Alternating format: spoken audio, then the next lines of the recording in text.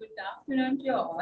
This is the first research lounge for New Year 2023.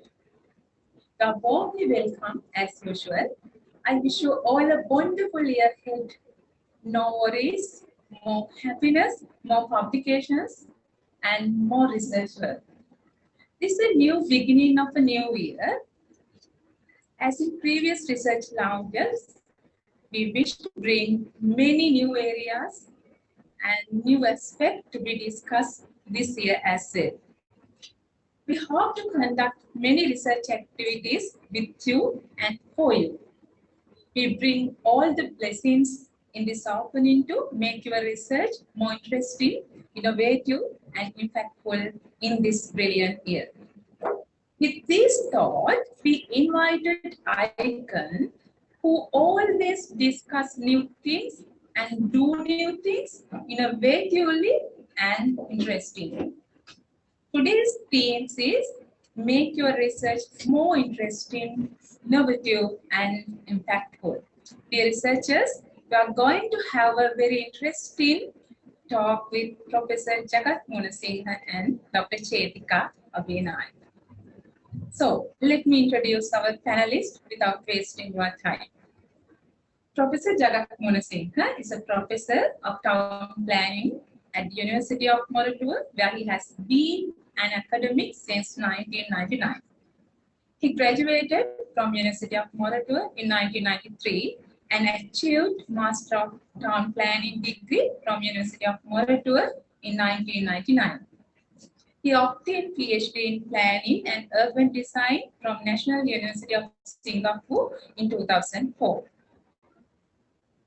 He is a chartered architect and chartered town planner, a fellow member of the Sri Lanka Institute of Architects and fellow member of the Institute of Town Planners Sri Lanka, and is the immediate past president of the Institute of Town Planning Sri Lanka. He has been leading more consultancy teams in many development projects. He has made his contribution as the Director General of the National Physical Planning Department of Sri Lanka and the Chairman of the Urban Development Authority. The next resource person is Dr. Chetika Abhinay. She is a senior lecturer in the Department of Town and Country Planning, University of Moratuwa.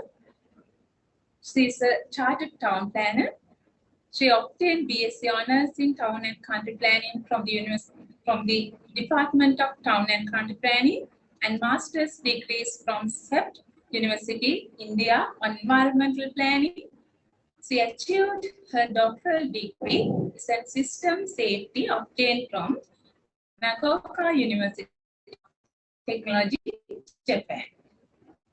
So, dear researchers, today also, after the talk of the expert, the discussion will commence. Be ready to take part in that. Dear sir, if we can ask our students about their research journey, I cannot imagine the answers they would come up with. Sometimes they may have faced unbearable situation, difficulties, and worries. However, we have to go on. We must go on. How can we interestingly do research? Research lounge is yours to share your knowledge with our students. Okay.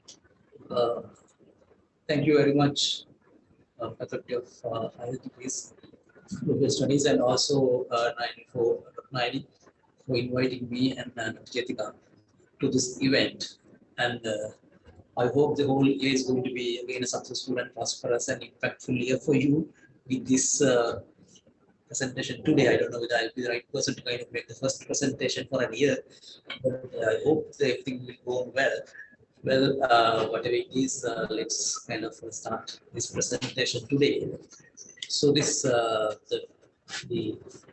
what I have suggested for today's presentation is the topic is how to make our research, your and mine and everybody's research, more interesting, innovative, and impactful.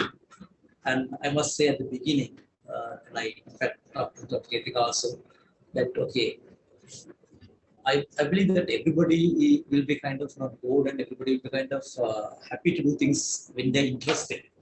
So everybody will find it's very troublesome, and most of the kind of the issues that the research students have most of the time mainly because that things are not interesting for them. At least they don't take an interest because they are not interesting or they don't bring any interest to them. That cannot enjoy. So things that we can enjoy, of course, we all feel good, and we most of the time we don't have troubles and we don't have issues. And even though there are issues, we tend to forget them because we can enjoy. That is how it happens. That's why we have to make anything interesting, right? That's how I believe. And also innovative in the sense, of course. Most of the time we like to do things in a kind of a new manner, and in the sense, I mean, rather than kind of doing it in the conventional or the old-fashioned. So we would like to kind of deviate and do something new, which can kind of make the other people also kind of be interesting in our work. That's what I meant here by innovative. And more importantly, when we say impactful, I'm sure that most of you will be kind of thinking of how to have kind of now increase your number of citations and how to be kind of quoted more times and make your papers more kind of aware and all that. That's not what I mean by impactful. But what I here mean by impactful is okay, rather than making it just simply coming up with numbers of citations and things like that, how to make it something either so for the society or for the whole country or for the whole nation or maybe at least a few other people to kind of think different. That's how I mean by impactful. It's not necessarily the kind of number of citations that I mean, right? So don't take it, don't misunderstand. I'm not a person to talk about how to increase your citations and how to kind of get more number of people reading your papers, right? It's not something like that. But the impact that I mean by this, of course, how to make things interesting for the other people as well. Right? So let's go with that understanding. Let's go into the presentation, right? So let's try to understand first of all, what I discuss here is, as I always say, before I say, I'm not a kind of a big kind of talker or a big kind of a big, apostle or whoever that kind of that can teach you what to do. But I'm sharing my experience with you, what I was told and what I was taught in different places, and what I did, and out of that, what I have learned. Right? All this is what I kind of try to share with you, so that. I believe that everybody's wisdom is coming from what you experience and what you kind of have done so far. So every event in life and everything that you do is a kind of a source of knowledge. So that's how we kind of get ourselves matured. And that's why I thought, okay, I must share these things with you, with anybody who's kind of interested in it, so that it will be a source of knowledge for somebody, right? So let's try to understand first of all some of the things. Of course, I present here. You might have seen before. This is something that I presented in the last the university's event, that is the research week. In that discussion, I have presented this one. So here uh, I propose that we go in a kind of a knowledge cycle where we okay have different types of knowledge, but we are going in a cycle. But if you want to break this cycle and get into kind of new line, you want to expand this knowledge, then it's important that we kind of break through and also think differently and act differently and also bring our research into new area, right? So with if you're interested in knowing about this knowledge cycle, things like that I discussed about at that particular forum, I believe it's available in YouTube. It's available in the internet, I believe. I know I'm correct, right? This presentation I made last time. So if somebody is interested, you can watch that. So let's get into what I have focused to kind of discuss today, right? Okay, I'm sure that we all do research, but how many of how many of us are kind of conscious of what we're doing? Right? Let's try to understand that first. Okay, you go to internet. If you type in Google, of course, I'm sure that you get this kind of definition for research: right? Systematic investigation into a study or a material or anything, any phenomenon that extent, and sources in order to establish facts and research conclusions and reach conclusions. Of course, this is the common definition that everyone's right. For example, some people are more attractive than the others. That is a question that somebody can ask. Of course, you can do a systematic investigation and try to show, okay, these are the factors that make some people more attractive than the others. Right. So that is the kind of a way that we do research. That is something that we all know, right? And I believe that's what we really believe in. Most of us believe in this. But at the same time, there can be a situation. Some people do research, and we have read research, and we know that some people are very kind of enthusiastic about it. Evolving scientific reasoning. I mean, there are things that we believe traditionally or conventionally, so they want to establish that And in order to kind of establish that, to kind of make that consolidated, there are things that is done in the name of research.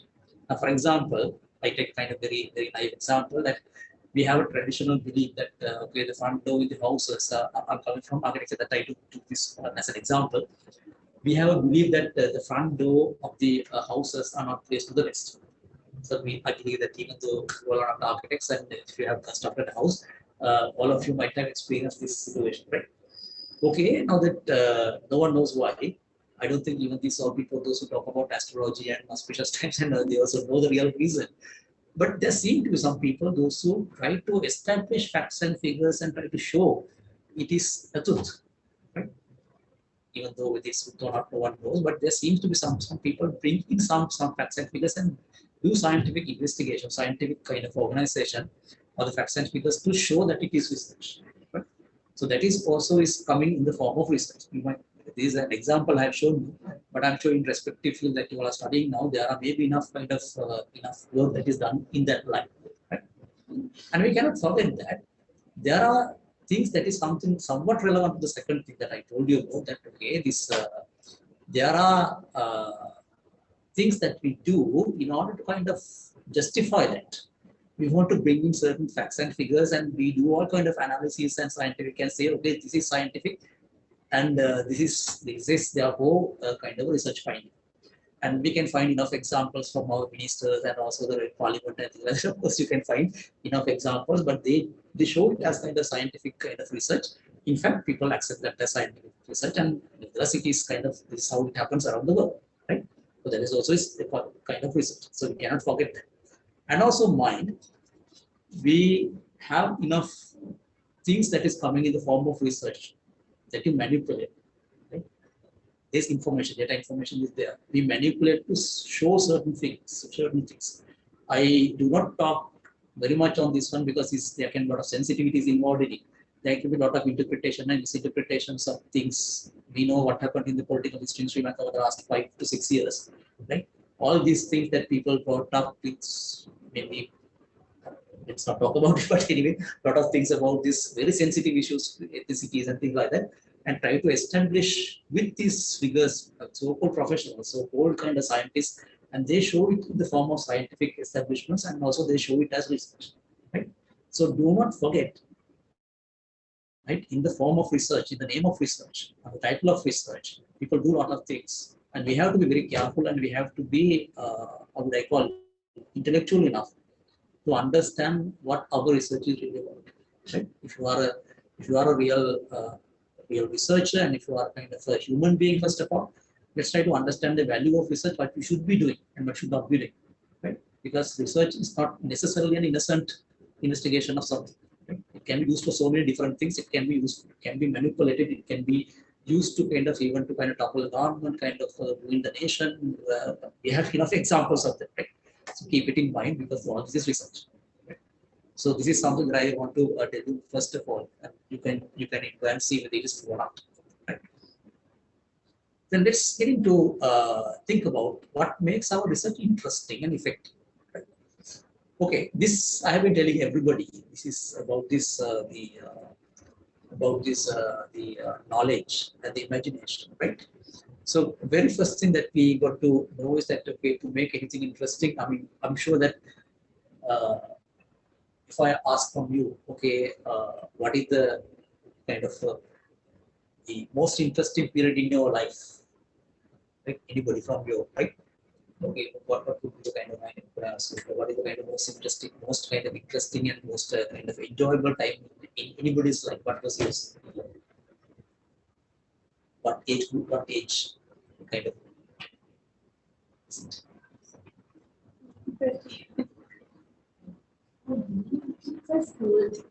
School time, right? Okay. How about from Sajid?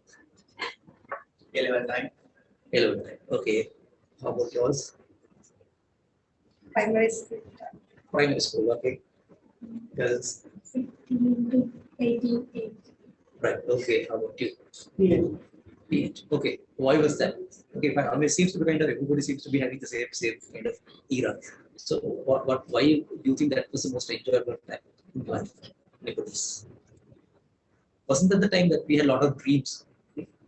How to get married and how to have a good family and how to have a kind of a good career and also earn a lot of money because you had enough time to go ahead. Because I mean, when you come to this stage, of course, we have a short period of living. But when you're in the kind of in your teens, of course, we have enough time to kind of think about, imagine things.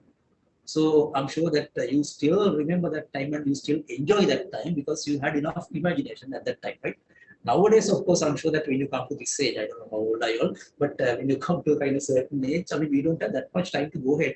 So that we can't imagine that much, we have to do practicalities, right?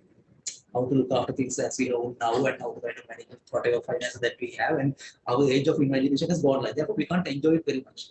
That's why I believe if you ask anybody, everybody would say they enjoy their kind of childhood or the kind of teenage, right? So that is how it goes. That is because we enjoyed, right? We had imagination, we had time to imagine, right? Wasn't that the reason, right? So why not we apply it into our research as well, right? This is what is famously said by this Albert Einstein, because we know the knowledge is power. When you have knowledge, you can always have the bargaining power, you always have a kind of imposing power, right? But what is more important is the imagination. The imagination is more important than the knowledge, because even in research, if we imagine, right, things, we can do things new, and we can kind of turn our knowledge into a kind of drive our knowledge into new areas of study. If you really imagine, that's what I experienced, right? So imagination is a window to unknowns, of course. What if it happens like that? That's how we imagine it. But if we think like, for example, going ahead with what is already known, I don't think we can explore, break through into new areas. That is how it is. And also very importantly, we have to keep in mind. I believe I very much appreciate this Albert Einstein's kind of this saying that is knowledge kills imagination when it makes a man proud. You know very well, some people told, oh, I'm an encyclopedia or something. That's how people kind of declare themselves, right? When you talk to them, you find they have no open mind at all. I mean, they think that they know everything. You can't talk to them, you can't kind of gain anything from them, you can't kind of show them the reality, so they don't accept anything, right? So they're proud of what they know, right? So the imagination is lost in that place. And knowledge sharpens imagination when it becomes when it makes a man humble. I mean, more you know, if you make yourself more humble, of course, we have enough space to assimilate things. That's how I. So what he says is good research questions take certain disciplined imagination, not the wild imagination, of course, but of course disciplined imagination. Right? So this is something I have learned, of course, that I have got into myself. I thought disciplined imagination is something very, very, very important. Right? Imagination much more important than the knowledge. Right? This is how we can bring into new areas of knowledge and also to make our research interesting. Right? Just like your young kids. Right? I want to show you this one. This is part of imagination. Of course, I'm sure you have experienced this place. This can be. Yeah, from my field of study, this town planning and architecture, something that I always show. Okay, look at this type of imagination that went into this one. Right? So the type of imagination that this person who created this Devendra Gulacharya had is explained in this famous text in this City as a Text. This is a kind of a book that is written by this Jevdaka. So it explains how this particular architect, or the kind of, maybe it's the kind of one master craftsman, he has imagined the city of Kandy in line with this Hindu mythology. And even today, do we have anything else in Sri Lanka? I'm sure that we have a lot of monuments, but a beautiful place like this, right? This is getting kind of ruined by so many things coming up now, but we all know that this is something masterpiece that we can show everybody, right? A piece of imagination. If had he not imagined it like this, would we get a kind of situation like this? Right? So this is something that we got to learn from how important this imagination is. Second one, now this one. Okay, just in our research, we try to somehow find something. Right? That's what we try to do. We have a research question formulated and we try to kind of go ahead with the research question and try to use sort of data and collect them and analyze them and try to find out some way or the other. And we try to establish what we want to establish. Isn't that what we are most of the time trying to do? We have a hypothesis, we test hypothesis and formulate hypothesis and try to establish or kind of test the hypothesis and kind of formulate at the back of our mind, we have something to establish and we try hard to kind of establish that fact. But is that the reality? Right? Okay, just to find it out, I mean, a lot of things are gone missing, right? And this famous saying, I got it from the Bible, is he who seeks shall find. That is how the Bible says. But is that the reality, right? Okay, just a kind of simple exercise. Now, some of you might have seen this before. Okay, if you have not seen this before, okay, you can attend. If you know this, if you have seen it before, you can kind of keep quiet. Right? You can just try and see, right? Now look at this particular exercise. Maybe, I'll reshare this screen so that you can see.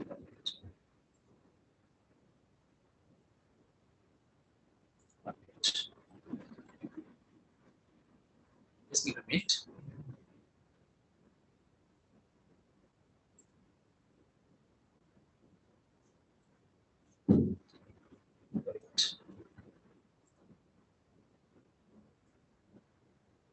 Now you can look at this.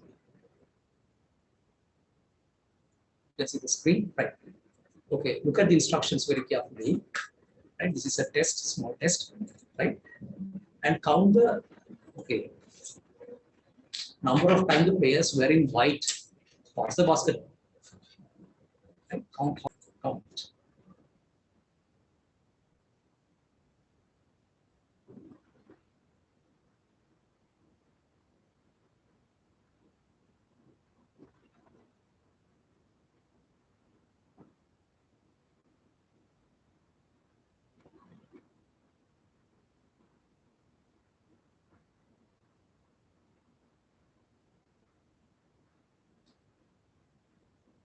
How many counts?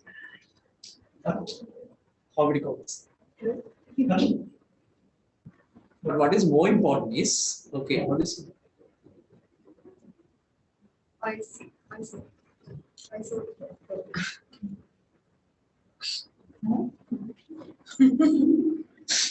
and the counts and kind of make an answers that go, but most of the time we seem to have kind of not seen it before, not seen it, kind of not have noticed it, because our attention is very focused, right? We seem to be focused very much on something that we don't kind of notice more important things, right? So that is how it usually happens. That's why it says, have you noticed it, Gorilla? Okay, you have seen it before, right? Notice at the end. Notice at the end. That's why when we are very focused, we will not really find the important items, right? So it's very likely that's as Krishnamurti said, okay, the observer who observes the observer will observe the observer, and if the observer who does not observe the observer, of course, will not find it, right? So we have to be very careful about everything. We have to be open mind. That means, so when I observe, that there's a division between the observer and the observer. We are trying to kind of divide ourselves into kind of what we observe, something that is there. We try to observe and we depart ourselves from that. And therefore, we miss a lot of things, maybe more important things. Right? So that's why I said, okay, we harp on our research question and we harp on our kind of research objective and the hypothesis. And maybe a lot of interesting things might have gone missing. And this is something that I have experienced. In fact, I started my PhD work with one objective, but at the end, it ended up somewhere else. Right?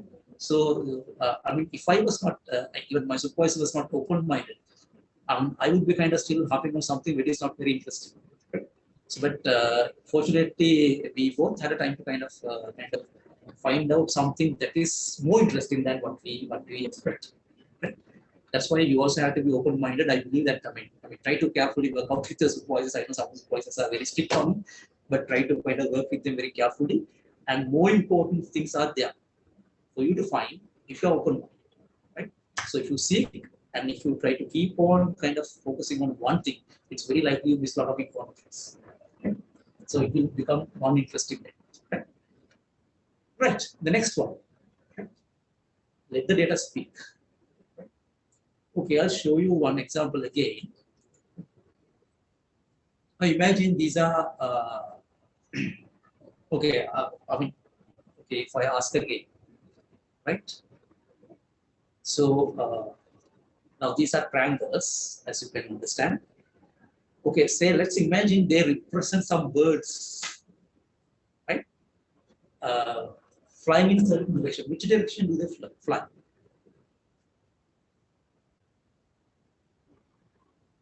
If I ask again, right? 1 minute. Which direction do they fly? Let's say, for example, these triangle, each triangle is representing a bird. So it's a kind of flock of birds, right? So which direction do they fly? They're flying. We have seen enough kind of this kind of clouds in the sky. So which direction do they fly? If you represent, There's 3 possibilities. okay. Okay, out of the 3 possibilities, which can be the correct one? Okay, do you see 3 possibilities are there?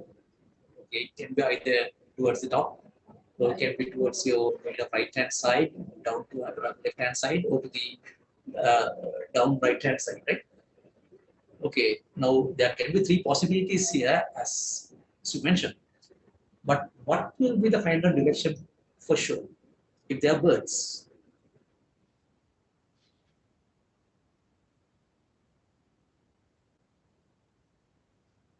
Okay, amalgamate your understanding of the birds and flocks and things like that, and the way they fly and things like that into this one. Then This, I can see one clear. that's why the data speaks. That's what I'm saying. I mean, you don't have to worry too much about it. We all know, if we have some other background knowledge, so we all know these flocks are always kind of led by one particular bird, right? So which one is lead? Which direction do you find the leading bird? Southwest. Right. Okay, southwest. Okay. If it's in the opposite southwest, but here, of course, we can see this your top bottom left-hand direction, right? Okay, right. So this is what we can see. I mean, most of the things are with the data. Of course, even though we get data and try to analyze it, try to find out, most of the time if we are not open-minded, we do not find it, because we don't see the kind of something hidden within the data. So it's a matter of hide and seek, right? So that's why it says that big or small, always look at the abstraction coming out of it. This is a kind of famous saying again. So that always trying to get the abstraction that is coming out of the data, because rather than the data itself. So try to extract the patterns and the kind of the things that and those patterns and the kind of order that you can see it. Fourth one is, okay, there are certain rules that we impose on ourselves, right? Okay, here I want if you all have kind of a small, it's a piece of paper, half sheet. Okay, those who have done this before, I'm sure that some of you might have seen it before.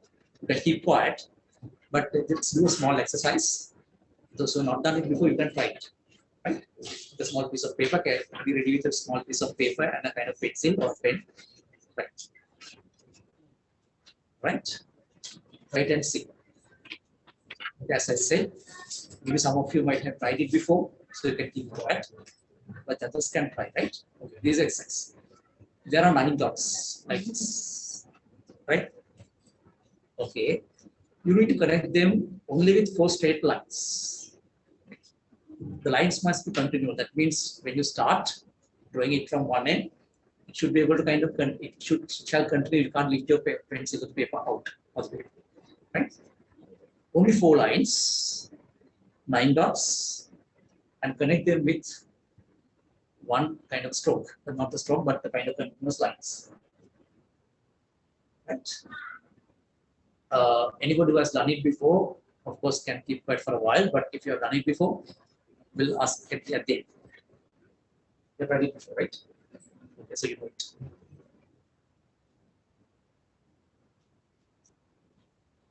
Some of you have not done it.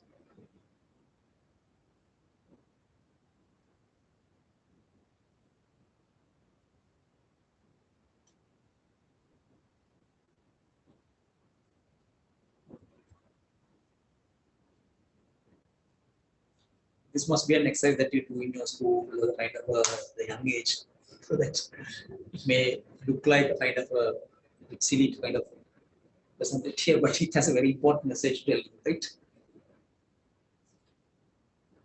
And Actually, I have done this before, so I that's remember. If you break this kind of barriers once, then you will not do it again.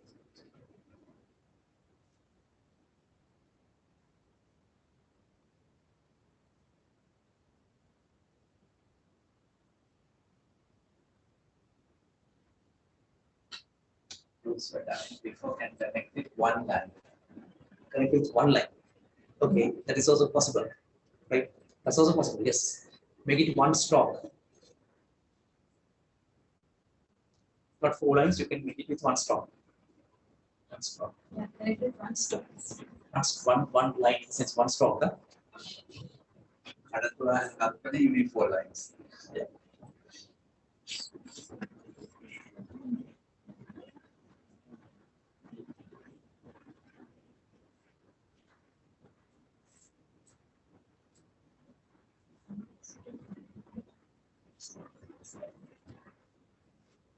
Done. Done. Done. Okay, so rather than waste a lot of time, let's look into the kind of solution, right? Okay. I'm sure that some of you have tried it and done it before, and also some of you have done it now. So if you did it, of course, first one, the second line, third, and the fourth, right? Then somebody can say foul, okay, you have kind of out of kind of something like that. Okay. Okay. Okay, right. Okay. So, okay, what's more important is not that you found the solution, but what is more important for us to understand is what made you, what kind of made you not to do it. I mean, what was the barrier? Why was it that some people could not do it, even though they tried it? What was the reason? Just think about it. What could have been the reason? And we all know most of the time we struggle to kind of connect them within these lines, and we have formed a square of our own, right? And we try to connect it within that. Right? That was the difficulty. But the moment that you forget that square and you go out of that, then you have enough possibilities for that. Right? They were trying to stay within the, yeah, that's right, imaginary boundary. Yes. That's why I say the self-imposed rule. I mean, look at the rules given here, there are only 9 dots. They can be connected with 4 lines, only 4 lines. Okay, must be continual. You connect them. That's it. These are the only rules. No one has imposed a rule to say, okay, go out of this kind of 9 lines boundary, imagine line. That is something that we impose on ourselves. Right? So this is what happens most of the time. Most of the time, we try to impose rules on our own, which is not there and which has not been given by the kind of person, so that we struggle within the kind of rules that is imposed by ourselves. Right? So you can experience this as you go ahead with your research. Right? Another example, if you are interested in, but those who have done it before, of course, you can leave it. But just try this and see. There are 8 marbles. I did the same thing. Right? You have done it before. Anyone who has done it before, of course, can keep quiet. But if you have not done it, try it and see. There are 8 marbles.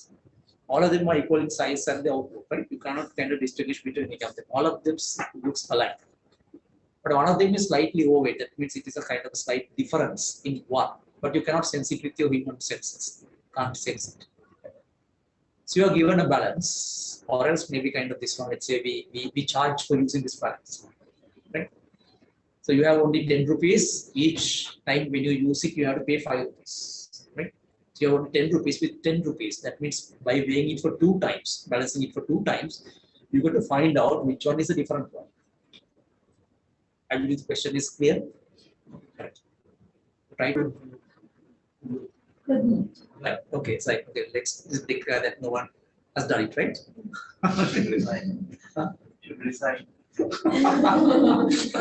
Oh, those design is not the only one that is very important question. Very important because that is in your lifetime. Okay, something like this. Of course, what we can do is we can take. Yes. Yes. Please. Then we can put again 2 by 2. And 2 and after that we have. One. Yes. Can't we take by measuring by hand? Then last Measuring by- Slide. You can't sense slide. it. It's very slight. Very kind of small kind of variation there. Right. Okay. Now, why we could not do it? Okay. Rather than this kind of solution itself, let's think about why we could not do it. Right? So we know very well, right? So we have been trained, or we got ourselves trained to understand, right? Something like this. Right? Okay. okay, this is how we start to think, right? When we have 8, we know 4 into 2 is 8, right? So we, as you started saying that, okay, we divide it into 2 and put it into kind of 2 sides of the balance, and then we are left out with one side. Okay, maybe it must be in one side. Then what to do next? You can use it only once, one time, right? This is how we do. But have you imagined, right? There can be possibility like this, right? You put 3 and 3, right? When you have 3 and 3, of course, if it is there in one side, of course, we can take that side. And there's only 3 that you have to test now. 3 can be easily tested because you put 2 in either side. If it is balances, of course, that means the one that is outside is outlying, so that's the one. Or else one that is coming over it, that is the one that should be there, right? And if that is not there in that part, of course, that is there in the 2, right? So what made us kind of difficult to solve this way? What was the reason?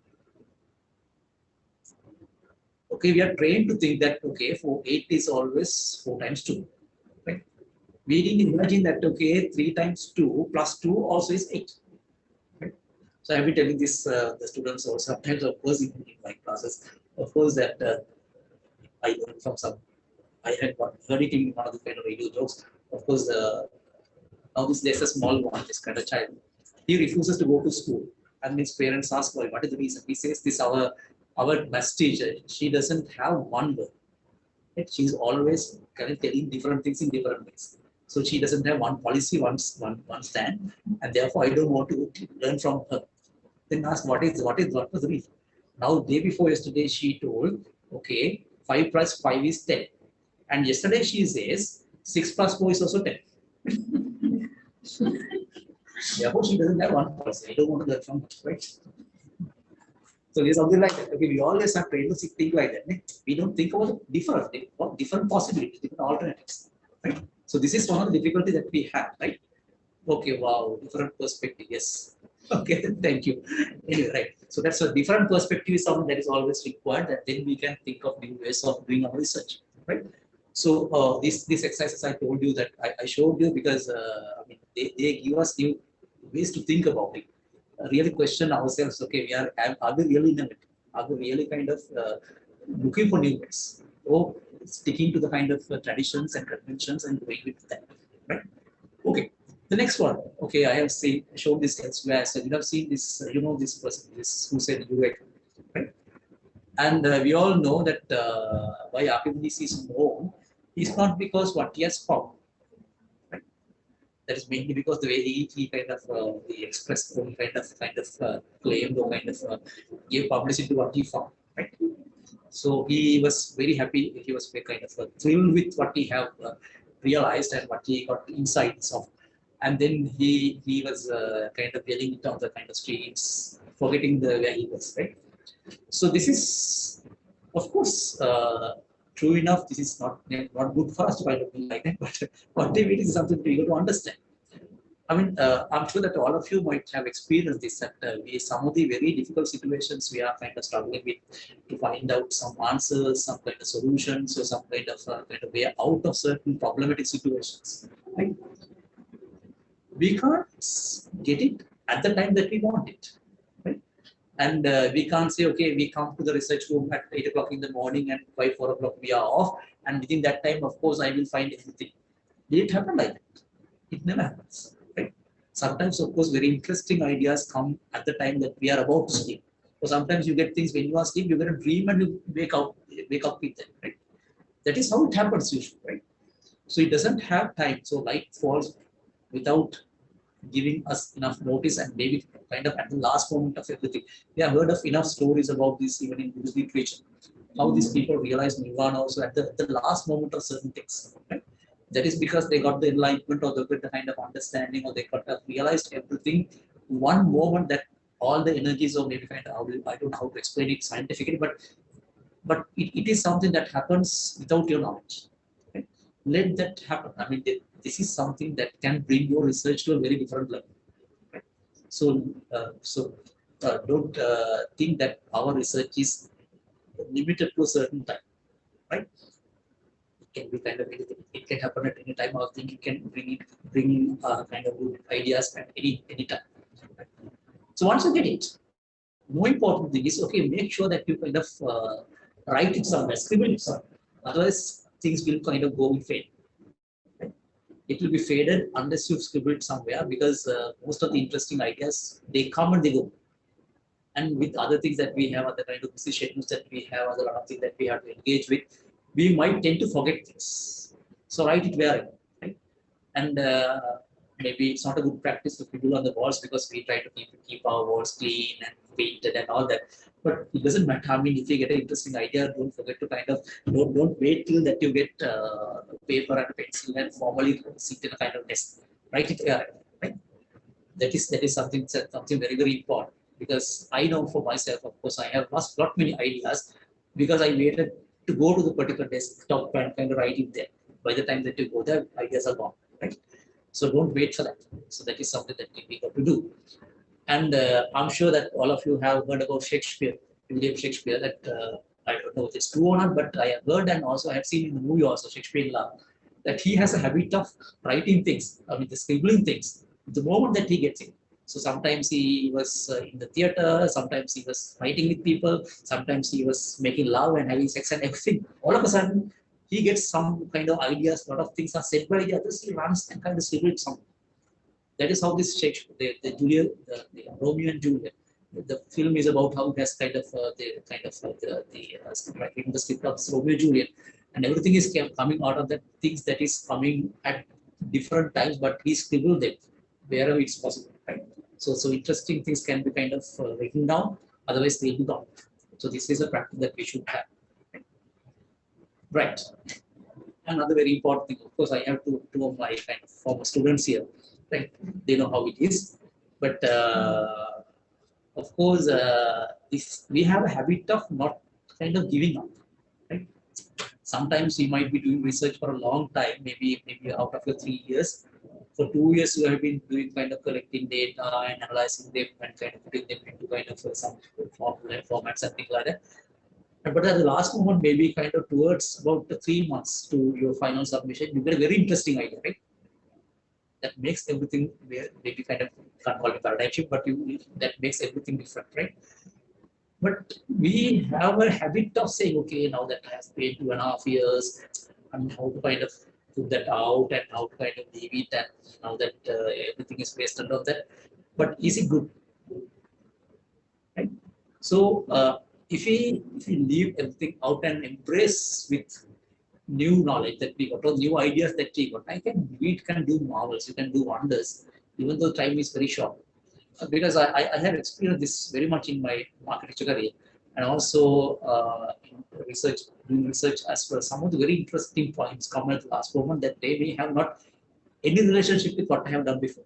Right? Spending a lot of time and money and everything and kind of wasting a lot of energy. But still, the idea is worth kind of going ahead with, kind of processing with, rather than everything that I have done for the last 2.5 years. That's what happened in my PhD work as well. So I quote here, of course, this Ernest Hemingway, this old man, and see, I mean, if you have read this, this is all kind of difficulties, all kind of hardship that this man is going through, or has gone through, is because he's kind of trying to possess the kind of little resource that he got. He valued a lot, but he lost more than that because of his possession, right? His kind of the ambitiousness to possess them. And so that if that is something that we got to learn. I said about this Chetika and Rashida, of course, that some of the things that we do in a studio work, design work, and sometimes you do a lot of things for a long time, and also you waste your energy, time, and kind of doing sleepless nights, something like that. You come with a proposal, of course, in the studio they come with all these papers are kind of crumpled, thrown away, right? So, but I believe that learn a lot out of it. If you have kept to that and saying, okay, I have done this for a long time and I spent a lot of energy on this one here. If we keep the drawing, then I believe that you would have come into this level today, right? Okay, that is because you have given up everything and gone with a new idea, right? So that is something that we go to do, right? Okay. The next one is, okay, fine. I have shown this somewhere else as well. don't question the kind of research question itself or hypothesis itself, rather than trying to keep on going with this that what is kind of already established. This example I always take is about this bumblebee. Is a kind of something bigger than the kind of muscle. This is okay. What is famously said is that okay, if we have people from engineering and that background, you might know, or the physics and that background, you might know. If we take this bumblebee and try to analyze its the length of the kind of the wings and the kind of the weight and the kind of frequency of flight and the kind of the kind of wings and all that, right? And with all kind of dynamics and things like that, you may analyze and see that to find out that this bumblebee cannot fly, right? Because this all the theories and all the kind of knowledge that we have show that this animal cannot, this creature cannot fly, but it still flies, right? Somehow, right? So what's wrong with the bumblebee? We all know that there's nothing wrong with it, right? There's nothing wrong with this fellow, right?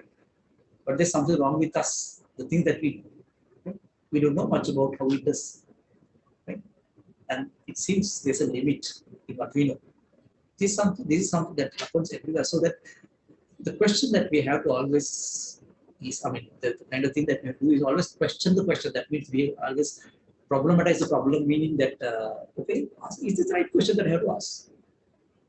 Can't we do something more than this? Is it the real thing that we got to ask? Is it the time that we got to investigate? Is it important for us to do it? Don't we have more important things to do?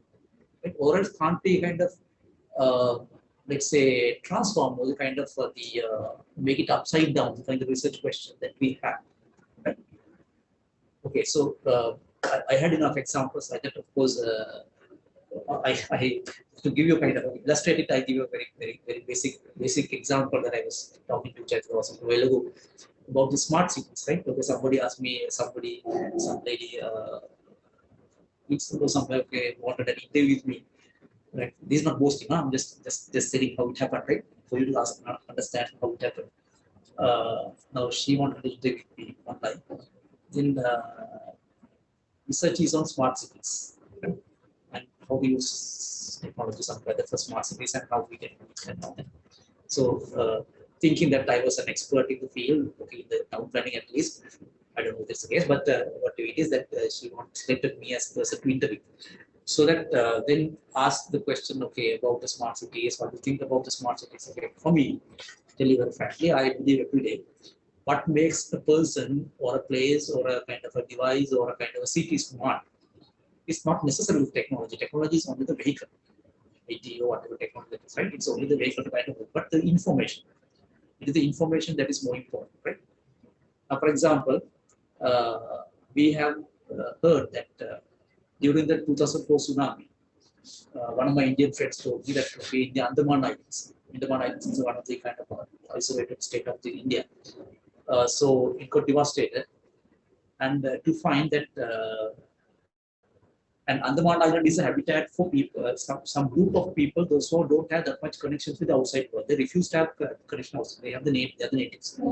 So they have been living in that island for a long time, and they are kind of tribal group, form of tribal group, traditional natives, and they don't have that much of connection with this outside world. So they still live in a kind of very primitive life, so-called primitive life, right? But out of the tsunami, none of these kind of primitive groups have got damaged, and they don't have any. Their lives were not kind of ruined because they escaped in advance, right?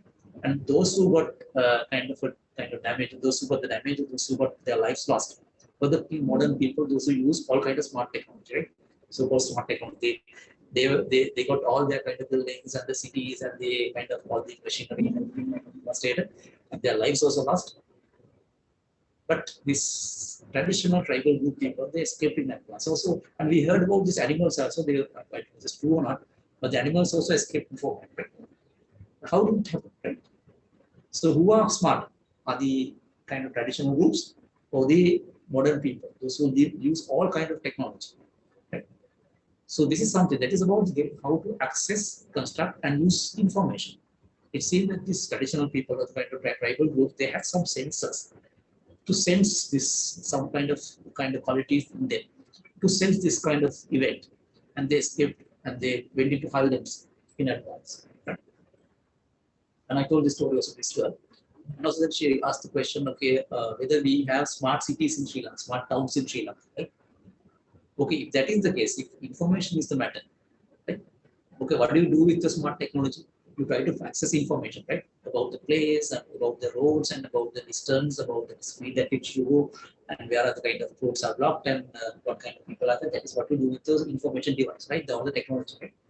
But if you go to any of our old towns, the kind of rural areas, go and get down from the bus or the train or ask this Kopi Kade what is there at the junction, they'll tell you everything. How to get to the place and who old this person is, what happened to these people, and how to get to the road, whether the road is damaged and it's impossible. Every information is there with these people, and sometimes, of course, they volunteer to take you to the particular place along with you, right? They accompany you, right? Then isn't that the same thing that we do with the device, right? Okay, it can be a vehicle, of course, this device can be, the technology can be a vehicle, but what makes something smart is to what extent you can have access to information. So this is a new way of thinking, but at the end she says, okay, you have ruined my research, right? This is kind of, it's not that way, but she says she was totally kind of got lost. The type of explanation I made, maybe she either kind of accepted, take it, or kind of leave it. That's up to her. That's a very thing about to other smart cities that we talk about. Is really necessarily with this technology? Or we have things that happens without technology, right? It's something that we got to think about. So we got to understand. We can have a new thinking with that. Right? Okay, this one. Next one is okay. Most of the time, not that we come with success all the time. There are a lot of failures, right? But when you are success, of course, I'm lucky. That is what they open again. Right? Sometimes I'm lucky. The abstraction turns out to be useful. Of course, it's very obvious. And when every time I'm lucky and I turn to be totally wrong, because when I turn to be wrong, that's when the best ideas come out. So when something goes wrong, then we begin to think about it. Right? Why it happens? What's wrong? That is where we get into new areas of study. Right? If things are very obvious, if things come out straight away, okay, without any problem, of course, then we don't have any issue with the kind of things that we. Okay. Then, of course, we have to be very careful about things, the failures that we don't have to disappoint. Disappointments are always a kind of situation where you can start kind of have a new beginning. That's why it says failures are the pillars of success. And I'm sure that all of you have experienced this kind of failures in your life. Right? Okay, the last point. Right. Right. Now, what do you think? How do we do our research? Right. Okay, some people make it your life, of course, research, right? Of course, it's good to be like that. Okay, this is an advice that I got from my supervisor when I was with my patient, right? And also I continue to give this advice to my students as well. This is what she told me, right? I mean, she was a kind of lady, the kind of a lady at that time, of course, now she's old. But very peculiar advice, okay? She told me that, okay, make sure that you read at least a paper per day, 2 hours a day. Right? Then leave the paper out and think about it, question itself for about 2 hours. Okay, maybe while you are in your research room, maybe outside, or whatever. Think about it, question and suggest it. Okay, is that the way? Just like when we watch a teledrama or a drama or a kind of a movie, if that leaves something to you to think about, if it's really interesting and if you are interested in it, we take some time to think about it. Should it be the end? Can't we have that character in different way? Right? We also have something to think about. Right? So good papers, so good research will always give you something to think about. If it concludes everything very fine, they say, okay, fine, this is the end of it, then there's nothing to kind of think about it. You just read it and accept it. That's it. As the gospel truth, right? But if anything that leaves you something to think about, right, then I believe that's a good paper, research paper. So always select papers like that. That's what the advice I got. So think about it, question it. Should it be the case? Can't it be a kind of different possibility? Think about it. For 2 hours, spend 2 hours, equal time as you read. Right? So rest of your 8 hours, okay, find, observe, silent reading, okay? What you have seen in the paper, what you read in the paper, observe in the practical evidence in the town. Go on the streets, go to the town, and talk with the people and observe whether it works in that, which is the case. Maybe sometimes you find the same, okay, in fact, convergent. Or sometimes questioning, okay, maybe it doesn't happen that you can always observe when it happens like that, right? Then comes the scribbling part of it, 2 hours a day, okay? Just write down notes of what you have observed, right? So write, and maybe your first writing is not good, so rewrite again, right? So it was so clever enough. I mean, she was so clear enough to she made sure that I was completing my PhD in 3 years, PhD about 1 year coursework and things like that. But for the rest of the 3 years, managed everything to happen very well because I was starting to write from the very first day. Because the process was like this: read and think about it, and practically see what happens around the world, around in my environment, then write something about it. So these things could have been felt. And she said, that's more than enough, right? And the rest of them go and fight with your wife and go and kind of play with the children and go and play with walk and kind of do shopping. That's not spend more than 8 hours a day. Right? Is something that advice that gave me. Of course, it made me really easy. Kind of I did not kind of have a kind of big stress when I was doing my PhD work. And this is the advice that I give others as well. Of course, if you do it very carefully in this manner, read for 2 hours, maybe just one paper, half of it. Only that, and think about it for 2 hours. Spend the equal time to think about it, then observe, and then rewrite yourself about it. Okay, it will be really effective. It was really effective for me. Okay? I don't know whether it works for everyone, and also I'm sure that you have to work with your supervisors as well. Not that everybody will accept it, they will not agree with it, but this is how it works for me. Right. So this is the last point that I wanted to make. Right. So that's it. Hope I could make some contribution, if not at all any valuable contribution, but something that you can think about it. I could leave something that you can think about. Okay, thank you. Thank you. So actually, we learn a lot, and there are many things to read. So, but then we are going to turn to this Dr. Chetika. So then, discuss many things relevant to how can you enjoy research without getting overwhelmed. But the thing is, our task is to make sure that we have meaningfully achieve our objectives. So then in the meantime, it is our experience that we researchers have got to stick to strict time frames. So then, do you agree with Professor's opinion, or can you add some thoughts relevant to that? Thank you for the question. In fact, we discussed something very similar during today's lunch because, as said, so innovation is the core of the research. If it is not there, if it is not innovative, so no, the purpose what we are going to do through that research, we would be losing it.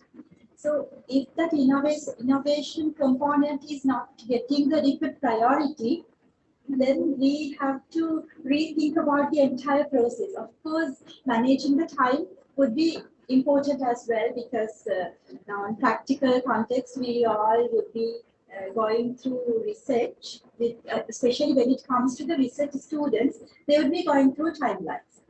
But again, like I would like to say, research is a passion. So, and the research doesn't just stop there when you complete your degree and submit to the station. So it's a kind of lifelong process.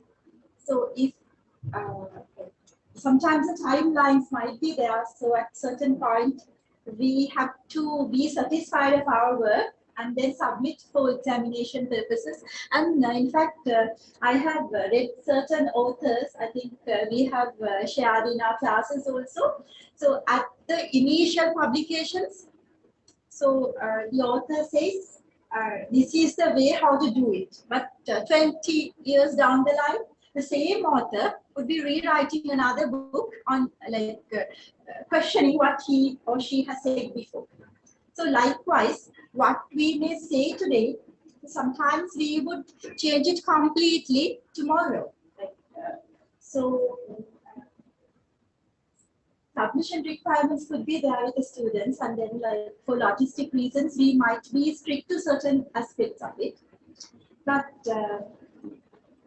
if you want to compare whether we shall go ahead with the timeline, whether the time frame is more important or being innovative is more important, so I fully agree with what Professor Mandasinghe said. So the innovativeness would be the core of research, because like why do we do research? So I mean, there was a nice interpretation at the beginning of this presentation, but like ultimately everything would be leading towards making this planet better.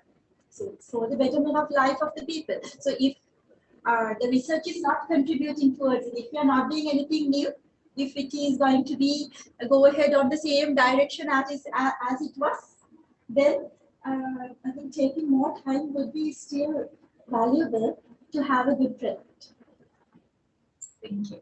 So dear researchers and students, it's time to clarify if you have anything with our eminent panel.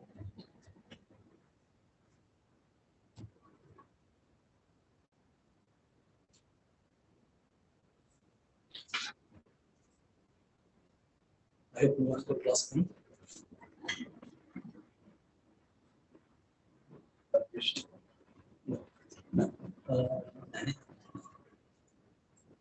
No questions. You all can disagree. I don't necessarily agree with me. Of course, there can be different ways, other ways, alternatives. As I said, what I have done is sharing my experience, my own experience, right, of doing research.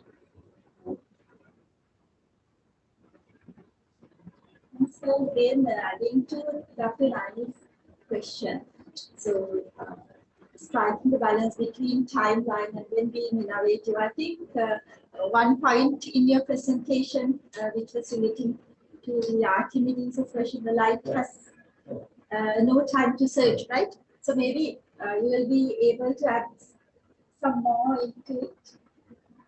Because Yeah, of course, and I told you, I'll tell you about my own experience. This is basically, in fact, this is the kind of last one. That is, okay, I was doing my PhD for so research for about 3 years. So I started with something, and also, of course, I really understood it was not really interesting, because I mean the thing that I started doing was not very appealing to me, or else I lost the appeal after some time, of course, because it's very, some of you get about giving it emphasis work. So that I was going ahead, and thereafter, okay, I formulated the research question, and they kind of went ahead with that. The methodology was followed, and everything is focusing and everything is going on well. Everything was, I mean, very good, very good. That's fine. That went on well. But at the end, at one point, that after even collection of data, so I was in US Singapore, then coming to Sri Lanka and collecting some information here, something from India, something from Singapore itself. So collecting all this sort of information, interviewing people and kind of doing a lot of hard work, and got the data set and put it to the data set was collated and also analyzed. All of a sudden, I found this something that is not very much in line with what I it showed that there was some errors, I would say. At that time, I would call it an error. But then I all of a sudden have got an opportunity to read another kind of article. Accidentally, I would say. Accidentally, it was from okay, my research was dealing with environmental psychology, but it was a particular article was coming from medical sciences, so something like that. So then when I read that, that was the day. I still can remember. It was the 15th May or something like that. I can remember that was the day of enlightenment. I would call it for myself. So I realized this is something I was looking for. Right? It is not there in my area of research. That's why I didn't find it, because it was not in architecture, not in town planning, not in the real estate, nothing. I didn't find that kind of an idea in that particular in this medicine. Then I tried to find out this particular kind of book that author has extended to written in. Then NUS had so many libraries. but it was not in the main library, not in the literature library, not in the medical library. But I found that through the kind of the health system very well worked out. So I found that book is available in the science library, right? So not even in the medicine, right? So that is the kind of diversity that we can understand how it is there. So the book was there in the science library. I got it, that particular book, and then I read that. Then I knew that this is what I was. This is the real research area that I was looking for. So that really made me different. So that is only kind of about 6 months left for me to submit my kind of final dissertation. So the whole thing got changed. And even when I talk to supervisors also with worry. Okay, you have enough time to kind of do these things, but you know that if you have an interesting research question and if you have a kind of research question formulated very well established, that will show you the way, right?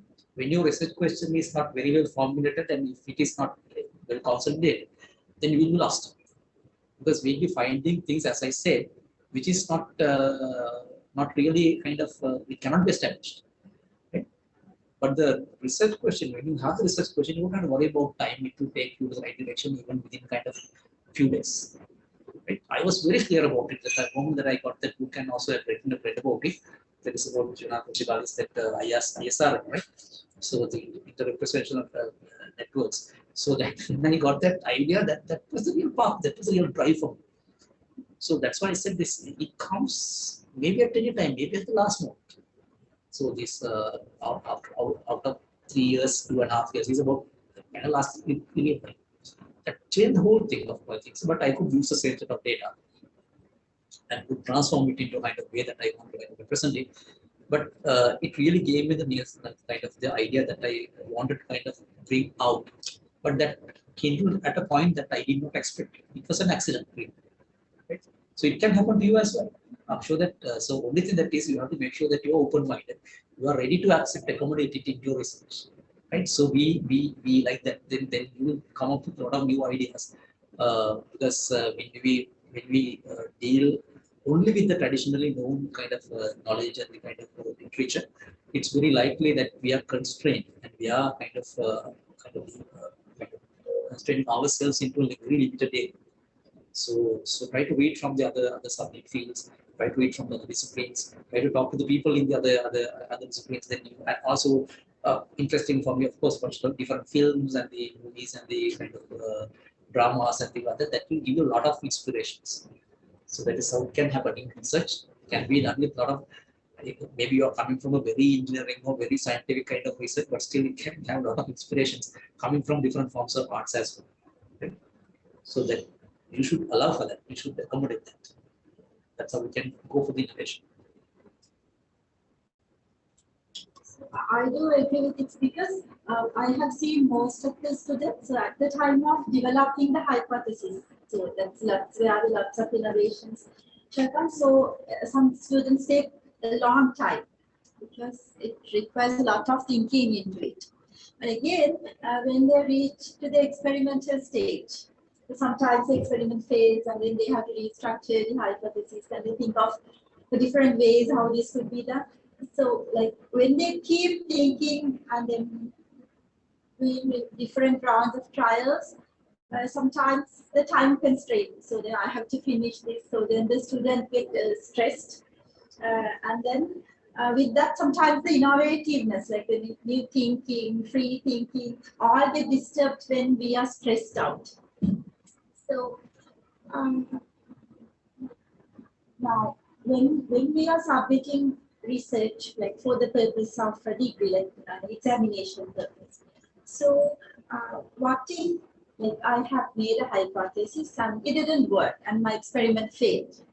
So, but still, like from the failure, I have learned these things.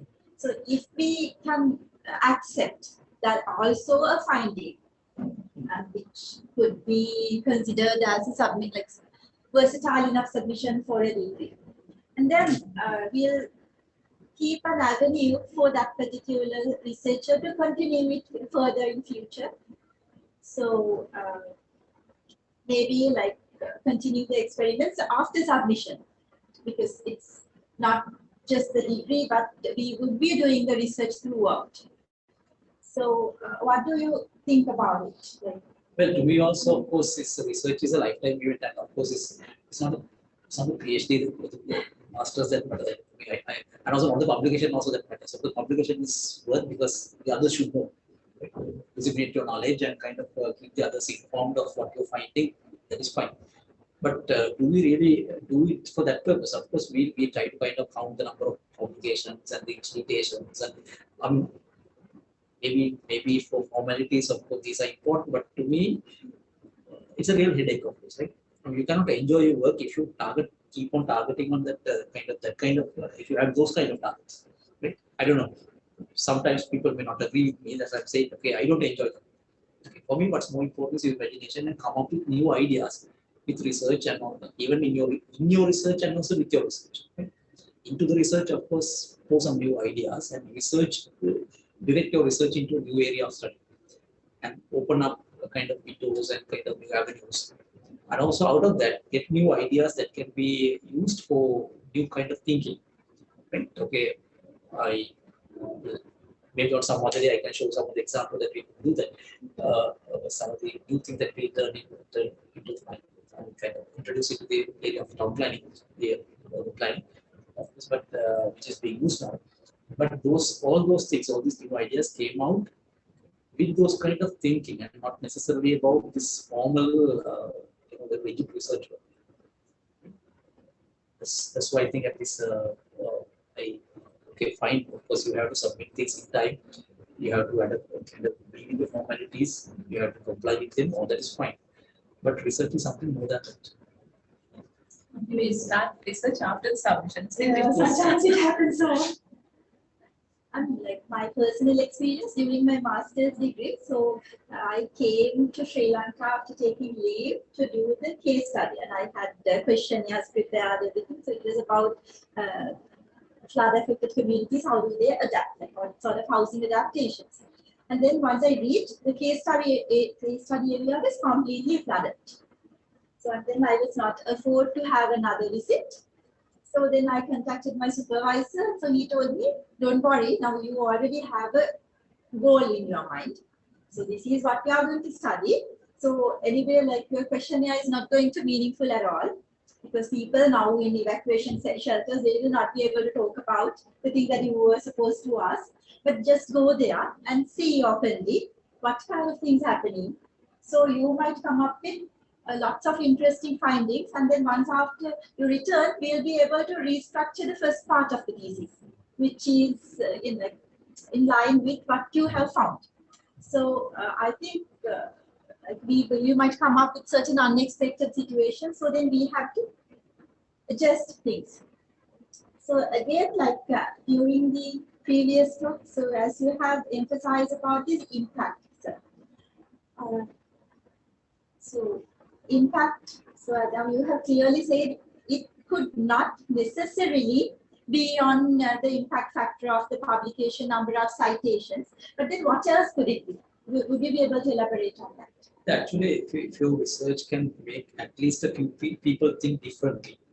So, for example, not necessarily the kind of a wider community, but at least few influential people can at least think, oh, there's a possibility like that also, right?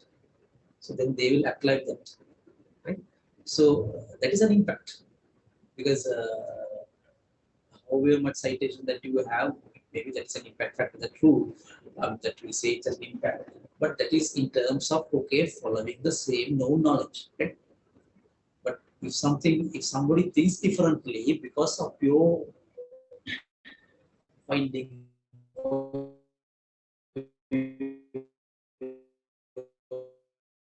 kind of finding, and so what starting with a few people that can go ahead, right? Many as I go, many kind of call it paradigm shifts happen as a result of this few ideas coming out of people's mind, right? Not necessarily by kind of making big scientific presentations of the research that is published, and maybe a few thoughts coming in kind of maybe very insignificant people's minds change the world. There are enough situations that we can kind of find from history, right? And that happens, of course, like that. Right? Also, as you said that with your research, it would be interesting, as you said about your research. And I believe that good research design, we all talk about research design. Research design is very much like a kind of a script of a kind of a very good filmmaker or the kind of film director who adapts into the situation, who changes the kind of script based depending on the situation. I heard about this Satyajit Ray and the kind of Akira Kurosawa and all these people, and all these people they see, even though they have a kind of set script at the beginning, they are very flexible. They change their script depending on kind of what they get at the end. For example, if you plan to have a kind of a shoot something outside, if it rains at that day, he takes it as it is. It's a natural event. He changes the script, right, to kind of suit that situation. So we have to be flexible with that. Our research centers must be something like that. Not to be very flexible and kind of without any plan at the end. It's not like that. But there must be some flexibility for us to kind of adapt into situations to capture the real situation in the world, so that our research is more applicable in that way in return. That's our thing. Yes. We have discussed in your presentation, you have given probably set of habits or set of virtues that we shall value if we want to make our research innovative and interesting. So now, being a university, do you think that universities can foster innovation through certain initiatives? So Well, somebody can argue that okay, we are a kind of resource constrained university and we are kind of bound by so many things and the regulations and things like that coming from the UGC and all that. But look at the kind of thing that is coming out for the leading universities. Why is it why MIT is known? Okay, what made MIT known to that extent, and what made Harvard known that extent? Even NUS known that extent. Why? So I don't know about Cambridge and the Oxford, maybe they have different traditions, but especially these things in the Eastern context, Western context, the American universities. What made MIT known? Is it the kind of traditional research, or is the kind of breaking through these boundaries and finding new things? Even in my field, as I know, urban design and the architecture, is all known people, those whose work is known as classics, even in our subject area today, is coming from MIT. Because they were the first to think about like starting from Kevin Lynch and the Christopher Alexander and all these people, right? John Turner. And they were the first to think like that. It was a kind of radical change in the kind of traditional thinking of the people's mind. So if we do that, I believe that of course we have to be abide by the laws and that is right. But rather than going behind all these, okay, sorry for saying this, of course, I'm sure you have some duties with this regard to kind of adhere to the kind of laws and things like that. But of course, if we have certain, at least one breakthrough every year, right? Something that is very different, that brings in a different thinking once a year, right? We can make a big impact. Right? We can make ourselves known to the others, right? But it has to be something really innovative. Innovative in the sense, not necessarily about the machine or something like that, but not the products, but also in way of thinking, the way we question things. Right? That is how I feel. Right? Maybe again, I would say we have a lot of constraints, of course, doing that.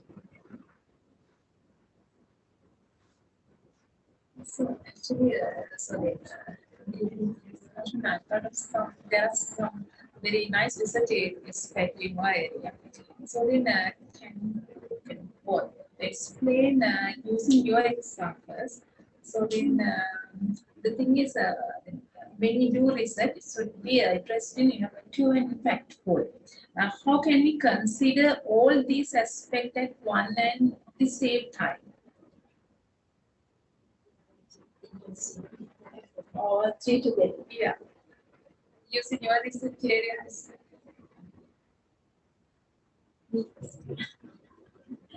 Well, so now when it comes to our research area, mostly planning is the policy. Mm-hmm. So the public policy and planning are very much intertwined.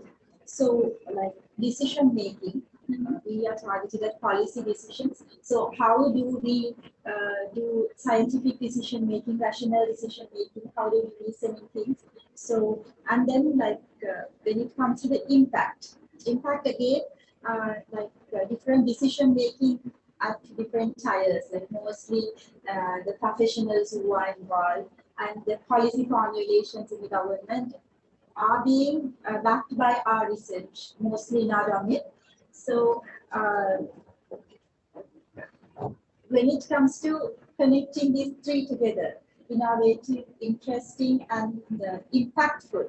So the impact is very much clear because we'll have either we will be making some tools, techniques which can support the decision-making process and make it more objective and beneficial.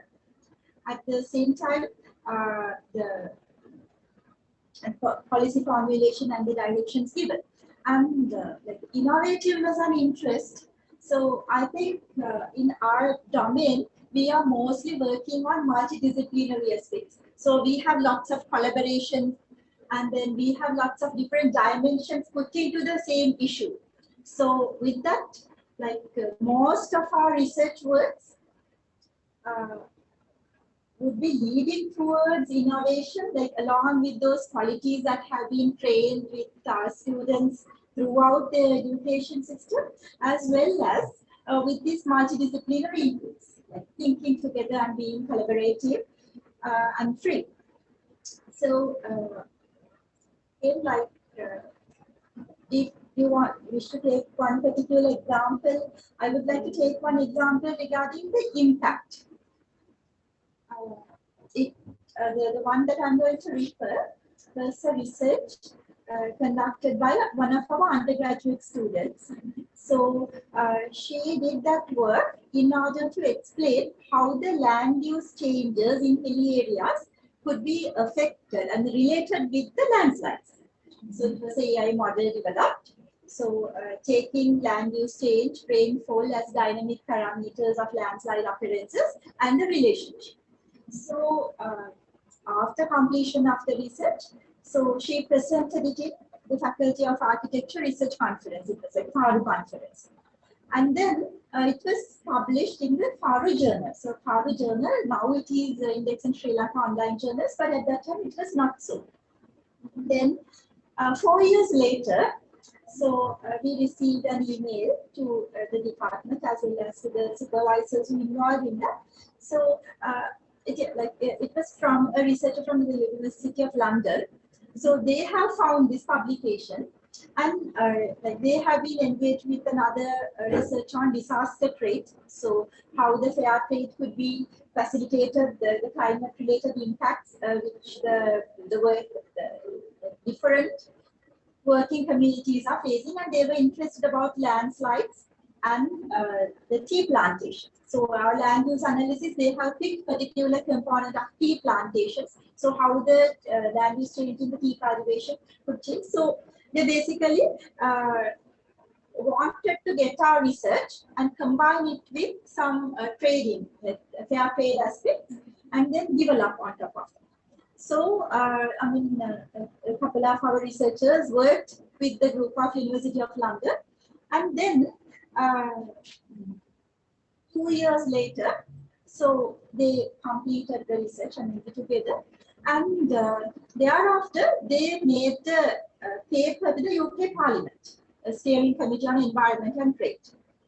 And this year, we got to know that it has, the paper has been placed, and it has even gone for the policy directives of UK related to fair trade, how the tea estate workers could be beneficial.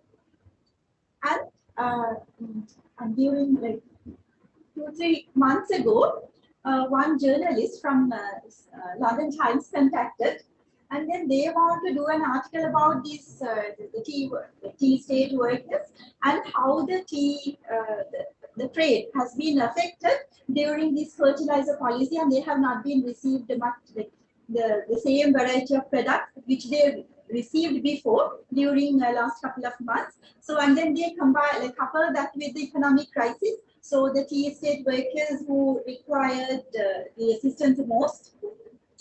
So how we will be able to assist about our situation and how they can educate their communities about the situation. So I think, so even though it has not been leading towards a very reputed publication, but still this has made a significant impact towards the community who has been affected with the given situation. So I think so. I mean, even if it is a bachelor student work, still there is much scope for such works to go to at many different levels. Depends on the domain that we are working at. So would you like to add some? Yeah, of course, I mean, making it, I mean, your question is about how to make something interesting and effective and impactful at the same time, right? Okay. Same. And multidisciplinary. Yeah, and of course, I mean, I don't think they are kind of this interest. Anything that is interesting will have an impact, if not on the others, at least on you, right?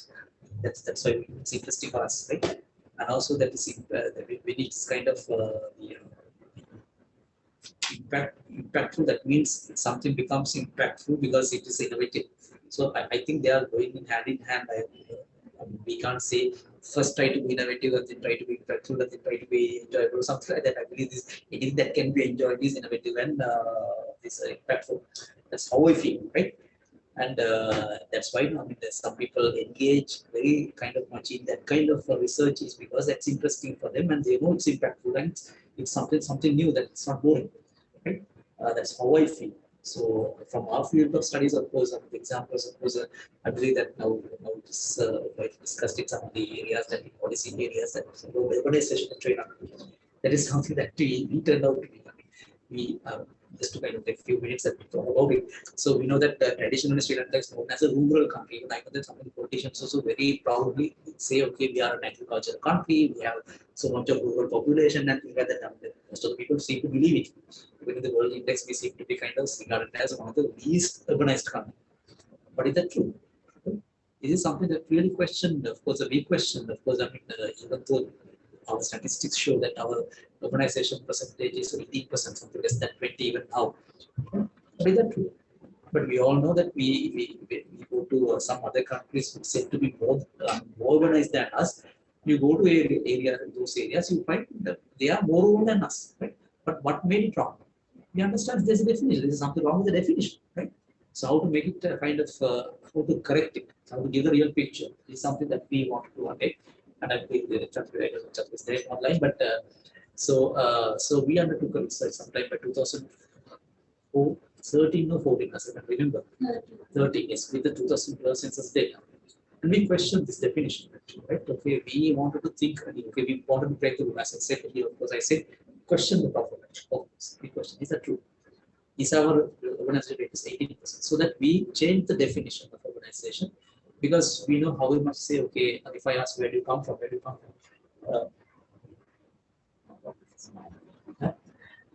some people, okay, when we ask people, if say, they probably say, okay, when asked, okay, if you are from rural area, you tell me, okay, how do you get your water, right? And they say, we have pipe-borne water, it's not problem. How do you get your transportation? We have kind of carpeted road, yes.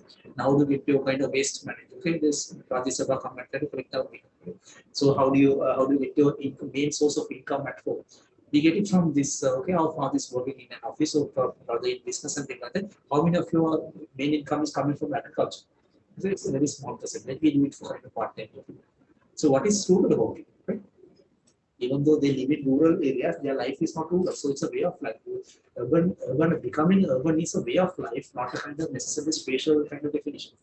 So we have done a kind of investigation on that. We got to the fact that our people population is more than 40% is, okay, urbanization is not something that is one-off, but it goes in kind of a process continuum, right? Some people are more than 90% urban. Some people are more than 80% urban. Some people are more than 60% urban. Right? That it goes in a kind of a process. So everybody is kind of evolving themselves towards urbanization. So as of 2012 data, that was the last census that we had. I'm sure that's more than that now.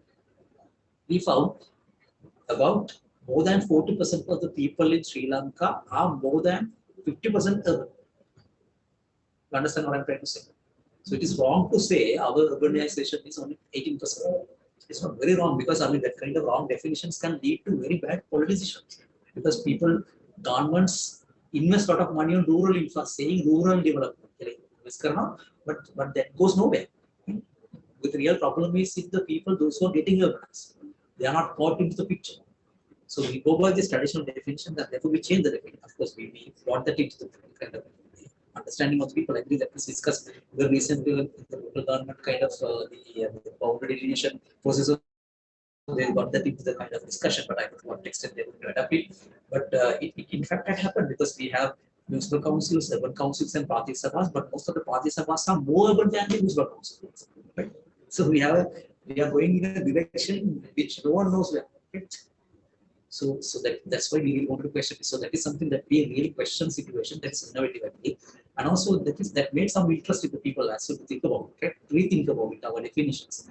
And also it made an impact, of course. So it's impactful right? In that way. I believe on 5 days they'll adapt it. Dear researchers, you can ask any questions. Check quick one. Just you this FAR paper and the BSc research project and the story on the fair trade tea disaster UK Parliament. Yes. Have you kind of collected that into a small case? Yes, I do. You are given the narrative of that whole story. No. I'm sorry for the collection that into a narrative, but that will be quite Interesting, right? So I'll be able to work on it. that's that would be nice. It shows somebody's keen on this type of thing. Whereas probably we was in a blind eye, even though we probably stand gain more from understanding from what the result has come out. But we have not done it. But someone else out there has done it. Yeah, exactly. So it's a nice story.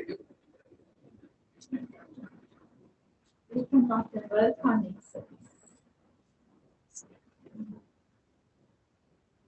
Yes, students, do you have any questions to clarify here?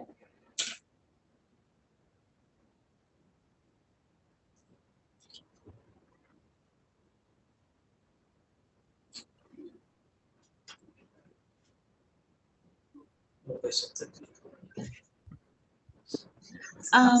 Good evening. Yes.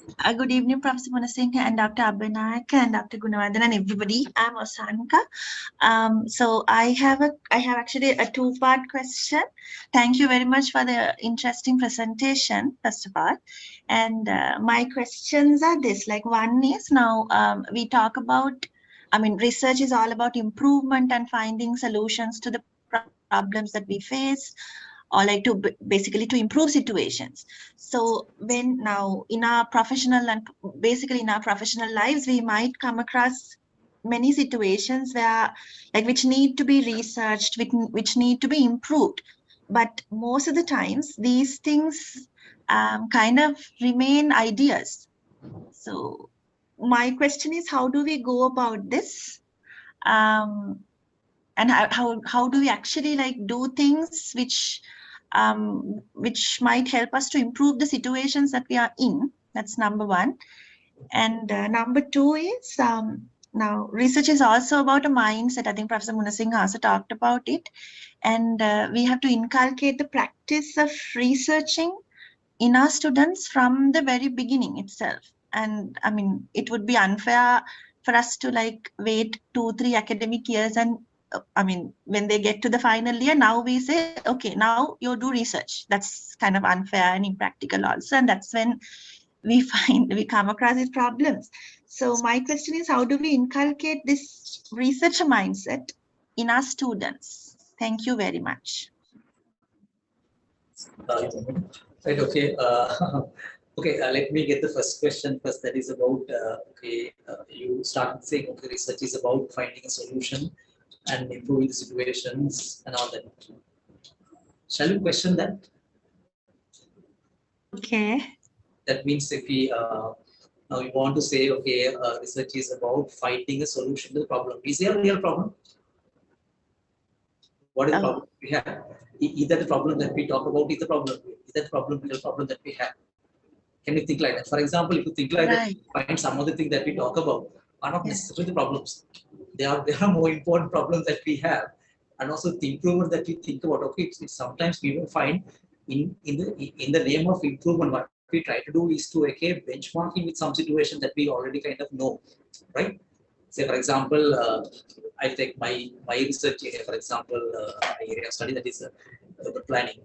right? Okay, now that everybody is talking about how to make our cities more, let's say, usable, comfortable, and livable, and all that. Right. Okay, to the standards of London or say or something like that. Do we have to do that? Our cities are unlivable. Okay, they have certain qualities. I believe that London should adapt from us, right? Isn't that the case? Right? Yeah. So I mean, let's question the question itself. I mean, sometimes of course we may have the wrong question, or we may ask wrong questions, and we may formulate wrong such questions in that way. To which can they still be right? Right. I think that we have to think that first. Okay, improve the situations. Improve. That is something that we can think about. Of course, I mean not that always it happens, but there may be situations that we are Yeah. wrong questions. And also, for your second question, that is about how do we inculcate this research culture. Well, I believe that is something that is necessary. Of course, as you said, that's why I that some people know that about it. I was very reluctant to kind of, even though there were kind of requests coming from the students, I don't want to kind of adapt anyone for a PhD. But to be done in the University of Moratuwa at that time, not now, and of course, thanks to Professor Ajit, of course, we have that culture. That is the culture. Of course, inculcation is coming from a particular environment that you live in. We know there was a time that we were starting our PhD program. At a time, we don't have that kind of a culture in our university. Of course, we don't have this kind of research lounges out there. This kind of research, people, those who do a lot of research and have discussions and intellectual arguments, and kind of people have venues, and even when they meet at the canteen, they talk all kind of nonsense, but not about these interesting ideas. Right? Either the research, I mean, that's why I say that kind of things come into you, and you are brought up in an environment of that nature will make you a researcher. Right. That's why the leading universities in the world, as we said, the ranking is fine, world university ranking is fine. I believe that most of the universities, those who are ranked very high, they have that kind, not necessarily the technology, not necessarily the kind of the publication, but they have that kind of research culture in them. Even when you go out into the road, of course, you meet people and you can very nicely talk to them about so many different arguments and your ideas, and you can discuss people from different faculties, different departments, multidisciplinary. When you go to the canteen, also teachers, the staff canteen is something. Of course, in this situation, we have to have it. But the students sit with these teachers and they have a lot of arguments. Even they go to the toilet, to the same toilet. The supervisors and the teachers, and when they do their business, also they take over something like that. That is the real environment, research environment, right? That is the PhD environment. That's why I was very reluctant to adapt anyone for a PhD program until we have at least seats for that. But thanks to this present, I believe that all directors that we had, all kind of the faculty of higher studies established. With that, I believe now we are developing that culture, but there's more to be done, and that is something that will inculcate that kind of a situation in our university and also in other universities as well. Simply having a research unit and doing research and publishing so many papers will not inculcate that practice. That's how I believe. Yes, thank you very much. And probably it should, I mean, since we work with the students, probably it can start with the classroom itself, right? Yeah, Classes and classrooms itself. we'll on the corridor. Yeah, yeah. Thank you. Thank you so much. So then, okay, do you have any questions? No, I think so. Finally, let me thank the eminent panelists. We are very grateful for your valuable thoughts, for the opening our eyes and even path in innovative and impactful ways in making our tasks more rewarding and fruitful. We will meet at the next research lounge on February. Goodbye all. Thank you. Thank you so much. Thank you, sir.